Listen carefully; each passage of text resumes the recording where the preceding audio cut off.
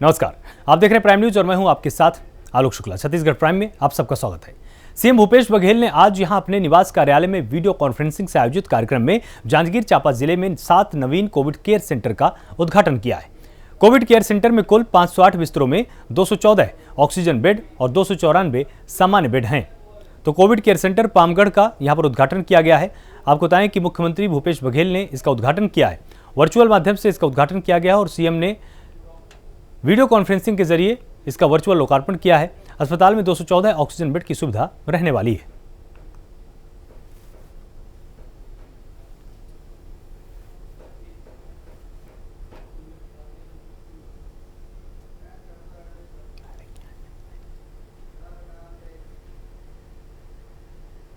जांजगीर चांपा में कोरोना के बढ़ते संक्रमण को देखते हुए डीएम यशवंत कुमार ने लॉकडाउन की अवधि को 16 दिन और बढ़ाए जाने का आदेश जारी किया है और 31 मई तक लॉकडाउन घोषित कर दिया है। हालांकि लॉकडाउन के दौरान कुछ आवश्यक सामानों के परिवहन और बिक्री में रियायत दी गई है। आपको बताएं कि वर कन्या के साथ 10 लोगों की उपस्थिति में विवाह की छूट दी गई है। इसके लिए शादी के लिए आवेदन के साथ कोरोना जांच रिपोर्ट भी देनी होगी। वहीं दुकानें किसी भी शर्त में नहीं खुलेंगी और रविवार को संपूर्ण लॉकडाउन रहने वाला है। वहीं लॉकडाउन का उल्लंघन करने वालों पर चालान की कार्रवाई की जाएगी।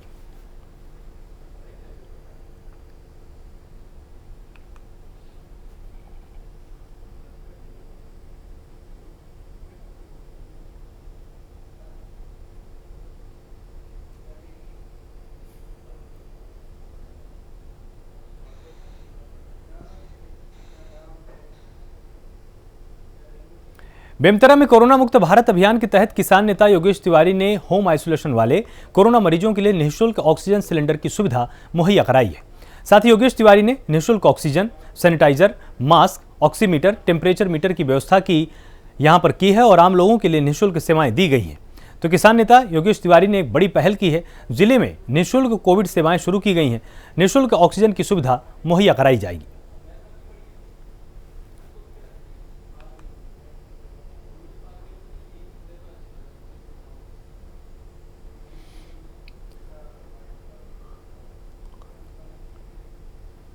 बेमेतरा जिले में फिर किसान नेता योगेश तिवारी एक बार मानवता का परिचय देते हुए कोरोना संक्रमण मरीजों के लिए फिर एक बार ईश्वर के रूप में अवतार होकर आए हुए हैं। कुछ दिन पहले अगर देखें तो पूरे जिले में ग्रामीण अंचल, ब्लॉक, शहरी अंचल में मिला करके पूरे अंचल में सैनिटाइजर का छिड़काव अपने स्वयं के पैसे वहन करके किए थे और आज फिर एक बार ऑक्सीजन, बायोमीटर, सैनिटाइजर लेकर के फिर आए हुए हैं। आइए उनसे पूछते हैं क्या क्या सुविधा मुहैया करा रहे कोरोना से जो संक्रमित है उनके लिए। जी बताएं। हम लोग कोरोना मुक्त भारत बनाने के लिए छोटी सी पहल है।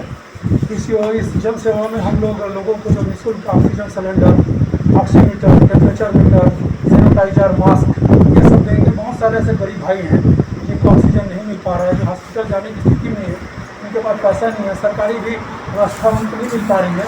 ऐसे लोगों को मदद करने के लिए ये योजना की शुरुआत की है ताकि उनको स्वास्थ्य सुविधाओं को मुहैया करा सके।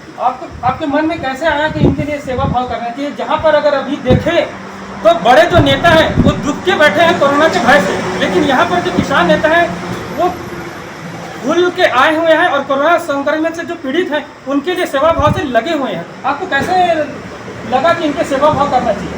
मेरे बुजुर्गों ने, मेरे बुजुर्गों ने सिखाया है कि मानव सेवा ही जन सेवा है। मानव सेवा से बड़ा इस दुनिया में कोई सेवा नहीं है। इसलिए मेरी ये भावना है शुरू से, इंसान अगर इंसान का काम नहीं आए तो ऐसे ज़िंदगी जीने से कोई मतलब नहीं। इसलिए मैं सेवा भाव करता हूँ और अगर मेरी थोड़ी मात्र सेवा से अगर किसी की ज़िंदगी बन जाती है, किसी को स्वास्थ्य सुविधा मिल जाती है, उसका आशीर्वाद, उसका दुआ ही मेरे लिए काफ़ी है। इस भावना को लेकर उनका सेवा करता हूँ और उसके अलावा मुझे किसी चीज़ की ज़रूरत नहीं है ना। भगवान के आशीर्वाद से सब कुछ है मेरे पास, लेकिन लोगों का आशीर्वाद मुझे मिले। इस माटी में मैंने जन्म लिया है, इसलिए मैं बेमेतरा विधानसभा में निरंतर आगे भी सेवा करते रहूँगा। और कोरोना महामारी जल्द से जल्द बेमेतरा से खत्म हो जाए, इसके लिए मैं हमेशा भगवान से प्रार्थना भी करता हूँ। शुरू से ही जिले वासियों के लिए किसान नेता योगेश तिवारी मानवता का परिचय देते हुए लोगों की मदद करते आ रहे हैं।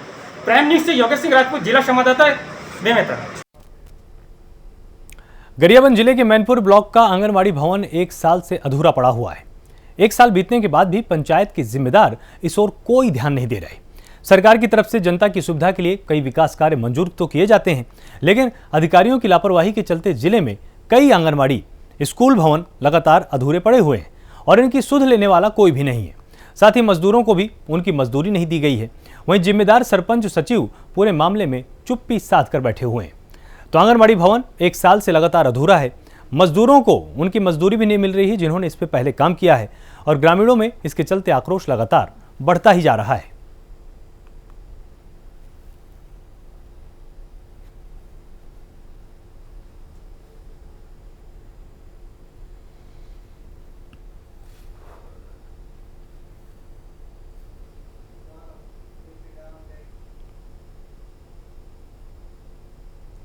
वहीं प्रदेश में कोरोना का कहर लगातार जारी है, जिसके चलते होम आइसोलेशन में रह रहे कोरोना मरीजों के लिए कवर्धा जिले में एक कॉल सेंटर बनाया गया है।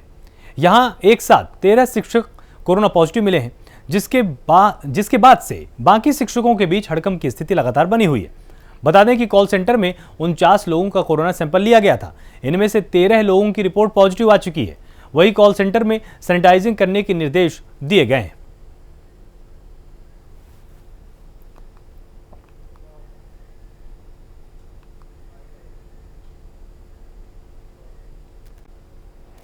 ये है सर कि हम लोग पिछले 6 दिनों से यहाँ कॉल सेंटर में ड्यूटी कर रहे हैं और कल एक हमारे साथी को कोरोना पॉजिटिव पाया गया था और आज हम जब टेस्ट की मांग किए तो यहाँ पर टेस्टिंग की सुविधा की व्यवस्था किया गया, जिसमें आज लगभग 40 लोगों के आसपास का टेस्ट किया गया, जिसमें कम से कम 10 लोग पॉजिटिव है।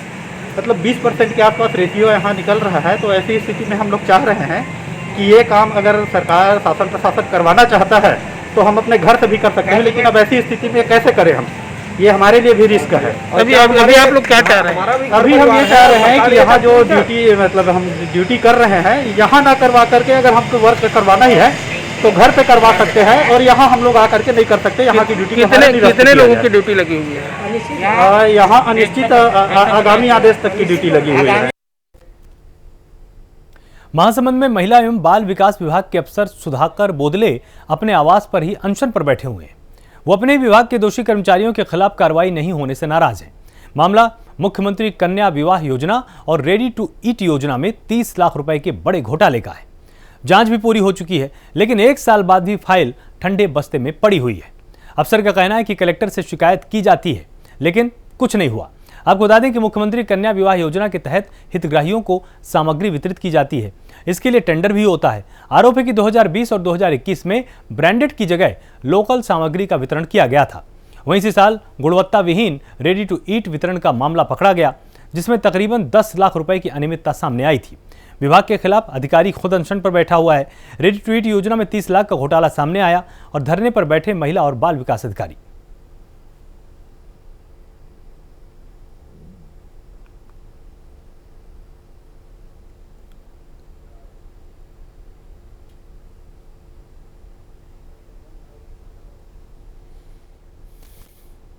महिला बाल विकास अधिकारी, उन्होंने पूर्व में हुए सामूहिक विवाह में कुछ प्रेजेंट दिए थे, उसमें उनमें अनियमितता है, खरीदी में अनियमितता, उसमें गुणवत्ता नहीं है और रेडी टू ईट है। कुछ सामान ऐसे हैं जो गुणवत्ता विहीन है। इस तरह से वो असंतुष्ट होकर शासन ने कई बार अपने वरिष्ठ अधिकारियों को शिकायत किया था। उसमें कोई कार्रवाई ना होने पर उन्हें घर में अपने धरना पे बैठे हैं और उन्हें हमने चर्चा किया तो बोले कि अभी धरना हमारे अनवरत जारी रहेगा, इस तरह से उनका कहना है। महिला बाल विकास में विगत 2 सालों से पूरा भ्रष्टाचार का खेल चल रहा है और जिन कर्मचारी ने फाइल चला के आगे बढ़ाया है कि 20 लाख की खरीदी हुई, लेकिन सामान जो खरीदा गया है वो एक्चुअल में 10 लाख का है। जिस कर्मचारी ने फाइल आगे बढ़ाया है उनका ये कहना है कि यहाँ के जो उच्च अधिकारी हैं वो अनियमितता कर रहे हैं और उस पर बार बार शिकायत करने के बाद भी किसी भी प्रकार की कार्रवाई नहीं हो रही है। इस बात को लेकर यहाँ पर हमारे महिला बाल विकास के अधिकारी बोधके जी बैठे हुए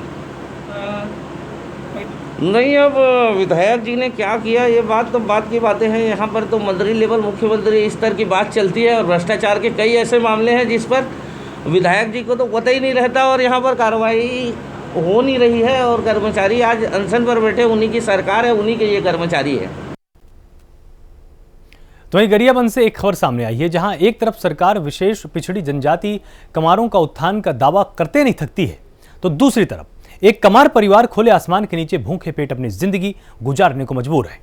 इस ओर ना तो ग्राम पंचायत ध्यान देती है और ना ही जिले में बैठे कमार परियोजना के अधिकारी सुध ले रहे हैं, जबकि सरकार द्वारा इन विशेष पिछड़ी जनजाति के उत्थान के लिए जिला मुख्यालयों में कमार परियोजना संचालित कर भारी भरकम राशि बजट के तौर पर कमारों के विकास के लिए दी जाती है।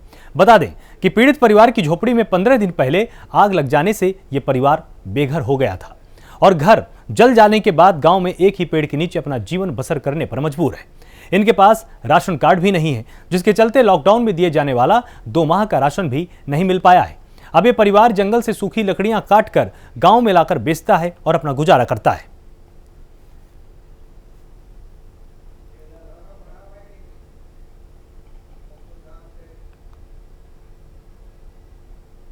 वहीं खबर जसपुर से है। जिले में कोरोना के बढ़ते संक्रमण को देखते हुए जिले की सभी सीमाओं को सील कर दिया गया है ताकि कोरोना महामारी से लोगों को सुरक्षित रखा जा सके। जिले की सीमाओं पर पुलिसकर्मी की तैनाती कर इस कड़ी सुरक्षा को लगातार और भी ठीक रखा जा रहा है। वहीं ग्राम पंचायत सागजौर से लगे ओडिशा सीमा पर बेधड़क उड़ीसा और छत्तीसगढ़ के लोगों का आवागमन बदस्तूर जारी है और उड़ीसा राज्य की सीमाएं पूरी तरह से बंद नहीं की गई हैं, जिसके चलते उड़ीसा से छत्तीसगढ़ के लोगों का आना जाना लगा हुआ है।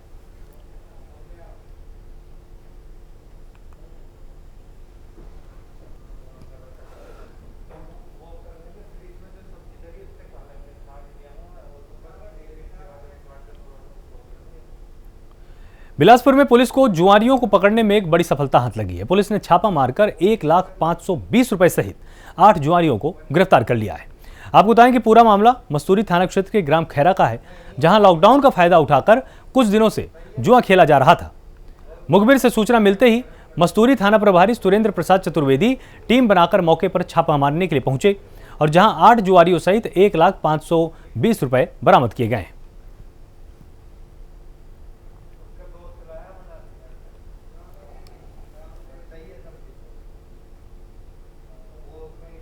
सरकार के ऑनलाइन शराब बिक्री के आदेश के बाद जिस रफ्तार से विभाग को ऑर्डर मिल रहे हैं, उसकी आपूर्ति में विभाग के पसीने छूट गए हैं।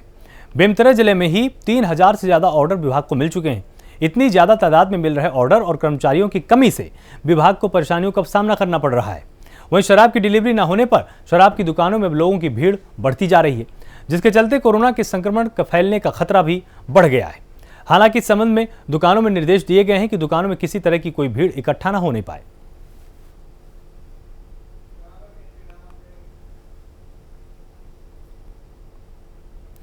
रायगढ़ में 18 साल से अधिक के लोगों के लिए वैक्सीन को लेकर रोज बदलते नियमों के चलते लोगों को काफी परेशानियों का सामना करना पड़ रहा है। वहीं से लेकर जनप्रतिनिधियों को भी जवाब देते नहीं बन रहा है। दरअसल राज्य शासन द्वारा 18+ वालों के लिए वैक्सीनेशन के लिए पहले 3 कैटेगरी में बांटकर वैक्सीनेशन शुरू किया गया, जिसमें हर रोज टीकाकरण सेंटर में पहले आओ पहले पाओ के तर्ज में रोज 100 लोगों का पहले टोकन जारी कर टीकाकरण किया जाता था।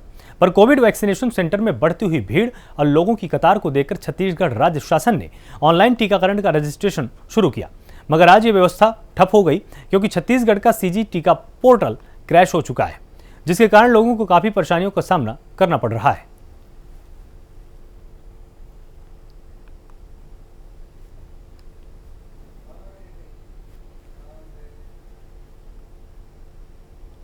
प्रदेश के मुखिया भूपेश बघेल के निर्देशानुसार इस लॉकडाउन में कोई भी भूखा सो न पाए, इस मुहिम के तहत विधायक रेखचंद जैन धुर नक्सली और अति संवेदनशील क्षेत्र माचकोट, तिरिया, कावापाल पहुंचे, जहां उन्होंने सभी ग्रामीणों को राहत सामग्री और मच्छरदानी का वितरण किया है और सभी लोगों से इस कोरोना की बीमारी से बचने के लिए मुफ्त टीकाकरण का लाभ उठाने की अपील की है।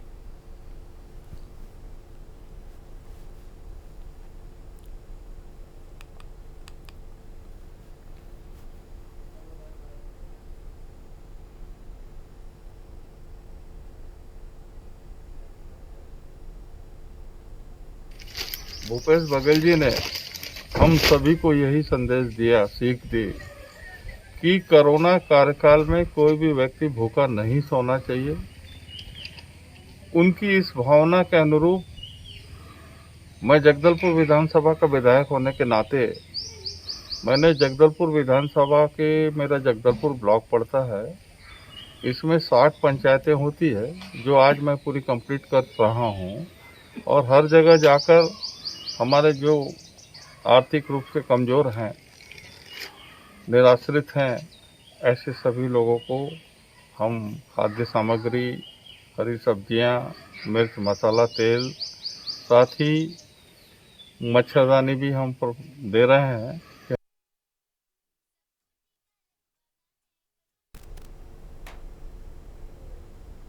जगदलपुर में कोरोना कहर के चलते जिले में ऐसे कई गरीब परिवार के तबके हैं जिनको काफी परेशानी का सामना करना पड़ रहा है। जहां कोरोना संक्रमण में मां बाप की मौत के बाद कई बच्चे अनाथ हो चुके हैं। ऐसे में बेसहारा बच्चों को महिला और बाल विकास विभाग ने पनाह दी है और जिले के सभी 433 ग्राम पंचायतों में मुनादी कर ऐसे बच्चों की जानकारी देने के लिए कहा गया है, जिसके चलते जिला बाल विकास संरक्षण अधिकारी विजय शंकर शर्मा ने बताया कि इसके लिए शहर और गांव में मुनादी करवाई जा रही है।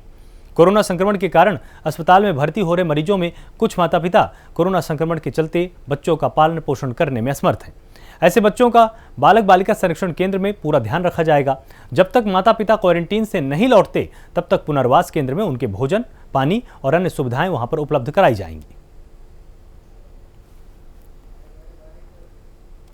कोरोना के कारण जो है माता पिता जो आइसोलेट हैं उनके बच्चों को खाने पीने की देने की समस्या आ रही, क्योंकि माता पिता दोनों जैसे कि हम लोग देख रहे हैं कि आइसोलेशन में उनकी रिपोर्ट पॉजिटिव है और बच्चों को फिर उनकी देखरेख करने के लिए कोई नहीं है।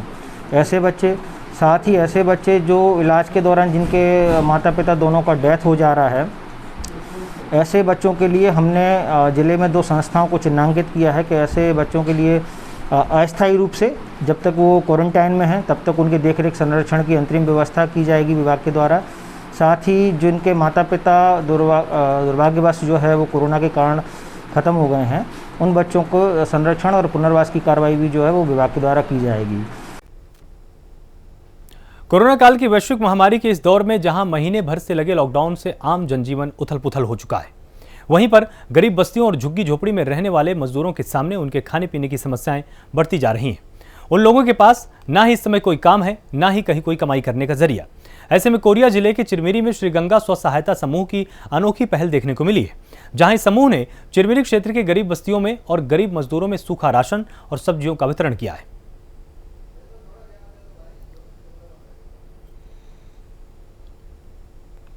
तो सूखा राशन यहां पर बांटा गया है। श्री गंगा स्व सहायता समूह की यह पहल यहां पर रंग लाई है। लोगों को सब्जियां भी दी जा रही हैं और जिससे कि लोगों को घर के बाहर भी ना निकलना पड़े और उनकी आर्थिक मदद भी हो पाए, क्योंकि इस समय फल सब्जियां काफ़ी महंगी हैं। तो लोगों को फल सब्जियां बांटकर यहां पर एक तरह से आर्थिक मदद भी दी जा रही है और साथ ही भुखमरी से किसी की मौत ना हो, ये भी प्रयास यहां पर किया जा रहा है।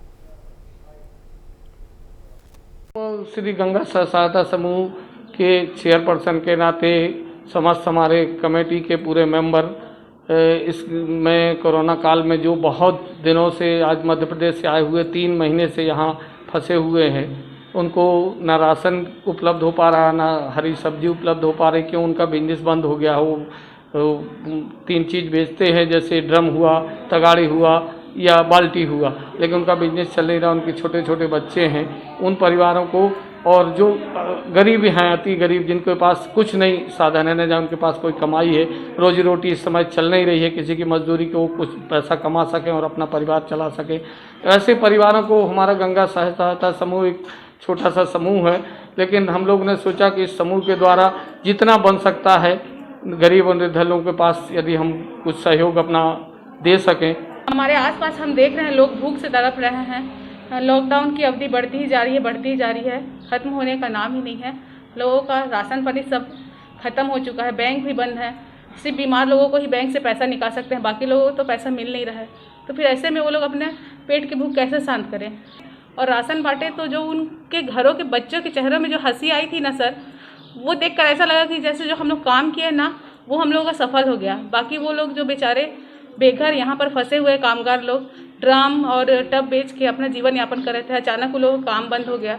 चूँकि वो लोग यहाँ के लिए अनजान हैं तो लोग उनकी जल्दी से सहायता करने को भी तैयार नहीं होते। हम आसपास आते जाते वो लोगों को देखते थे तो लगा कि सबसे पहले तो हम लोग को इनकी मदद करनी चाहिए। नारायणपुर में पुलिस को बड़ी सफलता मिली है, जहां पुलिस ने 2 नक्सलियों को गिरफ्तार किया है। पुलिस ने डोंगर थाना क्षेत्र से नक्सलियों की गिरफ्तारी की है। इन दोनों नक्सलियों ने पुलिस की गाड़ियों की रेकी का काम पहले किया था। इसमें 23 मार्च को 5 जवान ये शहीद हुए थे।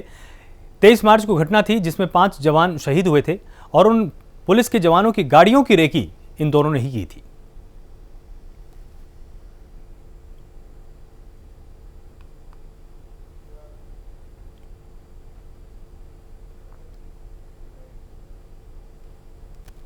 को जो बुकिंगपुर के पास बम ब्लास्ट हुआ था जिसमें हमारे 5 जवान शहीद हो गए थे, इसमें खोजबीन जारी थी। इसकी पूर्ववत जो गिरफ्तार हुए थे वो लोग, और अपने विश्वसनीय सूत्रों से पता चला था कि ब्रेहबेड़ा के एक गांडोराम और बाला करके ये इस घटना में शामिल थे।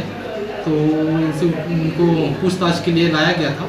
पूछताछ में इन्होंने स्वीकार किया कि एक अलग अलग पार्टी बनी हुई थी इस घटना के लिए। इनको रेकी की जिम्मेदारी दी गई थी कि जब भी कोई बस आता है, पुलिस वाले आते हैं, तो उनकी सूचना इनको देना है। तो ये रेकी पार्टी में इनको शामिल किया गया था। ये घटना में होना स्वीकार किया है सर। इनके द्वारा कुछ और नाम सामने आए हैं, उनको ला के पूछताछ किया जाएगा। यदि घटना की तस्दीकी सही पाई जाती है तो इसमें नाम और बढ़ेंगे। अभी खबर बलरामपुर से है, जहां देर रात अनाज से भरा हुआ एक ट्रक अनियंत्रित होकर पुल से नीचे गिर गया। हादसे में ड्राइवर गंभीर रूप से घायल हो गया है। घायल को बलरामपुर जिला अस्पताल में भर्ती करवाया गया है। ट्रक अंबिकापुर की ओर से रामानुजगंज की तरफ जा रहा था।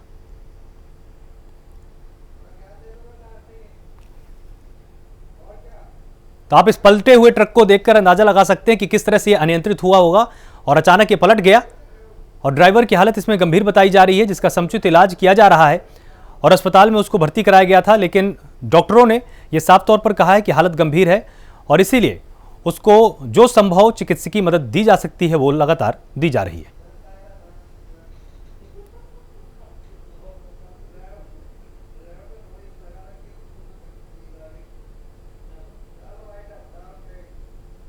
छत्तीसगढ़ प्राइम में फिलहाल इतना ही। आप लगातार जुड़े रहिए प्राइम न्यूज के साथ। नमस्कार।